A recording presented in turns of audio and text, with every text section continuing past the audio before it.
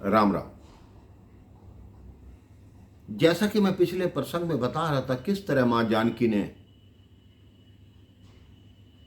जुड़वा पुत्रों को जन्म दिया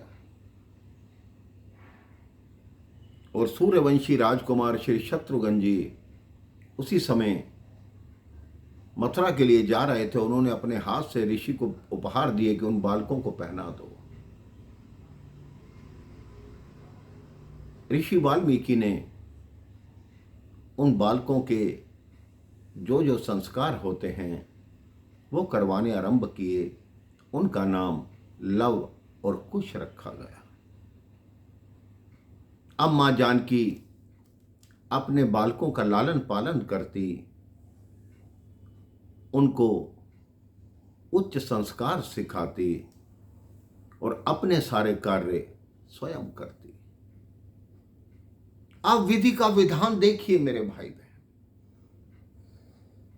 मिथिला की राजकुमारी महाराज दशरथ के पुत्र वधु प्रभु श्री राम की धर्म पत्नी, वो अपने बालकों को एक आश्रम में पाल रही हैं। अपने लिए जो लकड़ी काटनी होती है वो स्वयं काट के लाती हैं, खुद ही चक्की पीसती हैं, खुद ही जल भर के लाती हैं, लेकिन अपने नेत्रों में अपने बालकों के सामने कभी जल नहीं आने देती, कभी कुछ नहीं बताती।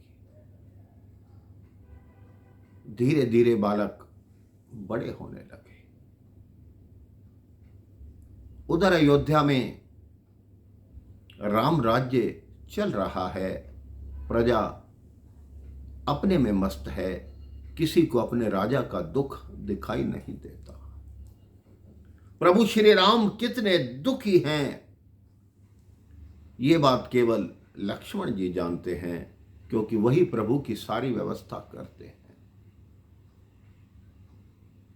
हनुमान जी मन ही मन दुखी रहते हैं। इधर श्री प्रभु का ये हाल है, उधर मां जानकी कैसे जीवन काट रही है। क्या नियति को यही स्वीकार है, इन दोनों के साथ यही होना है? बालक धीरे धीरे बड़े होने लगते हैं। ऋषि वाल्मीकि उनके जो अन्य संस्कार होते हैं, नामकरण संस्कार, जात कर्म संस्कार, जो जो होते हैं, यज्ञोपवीत संस्कार, सब कराते जाते हैं। उन बालकों की शिक्षा आरंभ होती है। ऋषि वाल्मीकि स्वयं उनको शिक्षा प्रदान करते हैं। ऋषि आश्रम में पलकर वो बच्चे शिक्षा तो ग्रहण करते ही हैं, लेकिन अपनी मां से जो स्वयं पर निर्भर होने के गुण हैं वो भी प्राप्त करते हैं। वो देखते हैं किस तरह हमारी मां प्रातः उठकर जल भर के लाती है, लकड़ियां काटने जाती है, दोनों बालक साथ जाते हैं। अगर मां लकड़ी का एक गट्ठर उठाती है तो छोटे छोटे गट्ठर वो बालक भी उठाते हैं। बालक थोड़े बड़े होते हैं तो ऋषि वाल्मीकि उन्हें गायन की शिक्षा देते हैं। वो गा गा कर उनको रामायण सिखाते हैं, श्री राम जी का वर्णन सिखाते हैं। सारा वर्णन सुनकर वो बालक बार बार ऋषि वाल्मीकि से कहते हैं कि आपकी रामायण में लिखा है कि राम इतने गुणवान थे, गुणवान हैं और धर्मशील हैं, तो उन्होंने अपनी पत्नी का त्याग क्यों किया? मां जानकी जब उनके मुख से ऐसी बात सुनती हैं तो अपने मन ही मन सोचती हैं और उनको बोलती हैं, श्री राम हमारे राजा हैं, उनके विषय में तुम्हें ऐसी बात नहीं करनी चाहिए। वो दोनों कहते हैं, नहीं मां, आप ही बताएं। जब प्रभु श्री राम को ज्ञात था कि जानकी पवित्र है तो उन्होंने उनका त्याग क्यों किया? अब इस बात का उत्तर मां जानकी के पास भी नहीं है।